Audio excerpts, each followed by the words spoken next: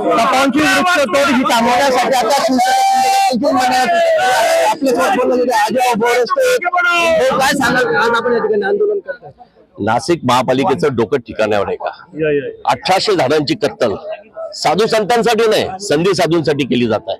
गेली अनेक दिवस इथं पर्यावरणवादी मित्र नाशिक या ठिकाणी वेगवेगळे आंदोलन करतायत, परंतु एवढं असंवेदनशील प्रशासन मी कधी बघितलं नाही. आणि म्हणून शिवसेना म्हणून आम्हाला या ठिकाणी उतरण्याची वेळ आली. आपण बघतात की नाशिकची ओळखच मुळात ह्या सगळ्या वृक्षांमुळे आणि झाडांमुळे आहे. परंतु ह्या ज्या पद्धतीने हा जो निर्णय घेतला जातोय, पर्यावरणवादी मित्रांनी अनेक नुसते आक्षेप किती असतील, हजारो मेल आलेले आहेत. शेकडो लोकांनी ह्या झाडाची कत्तल करू नये यासाठी आक्षेप घेतलेले आहे. 10 दिवस झाले आक्षेप घेऊन, याच्यावर हिअरिंग होऊन, पण अजून त्याला उत्तर सुद्धा देण्यात आलं नाही. हे सर्व गोष्टी ह्या संशयास्पद आहे.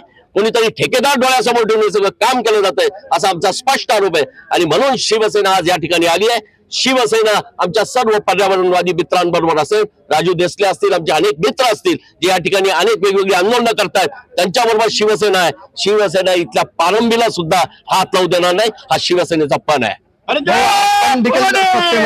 आपला मित्र पक्षाने हा निर्णय घेतलेला काय सांगाल? मित्र पक्षाने निर्णय नाही घेतला, प्रशासनाने निर्णय घेतलाय आणि प्रशासनाच्या निर्णया विरोधात आम्ही आंदोलन करत आहोत. कारण प्रशासनाने 33 वर्षाच्या याच्यावर जागा कोणाला तरी बेवडी जातो वर द्यायची व त्यात 1800 झाडे तोडून कोणाच्या फायद्यासाठी हे काम चालू आहे, त्याला आमचा विरोध आहे.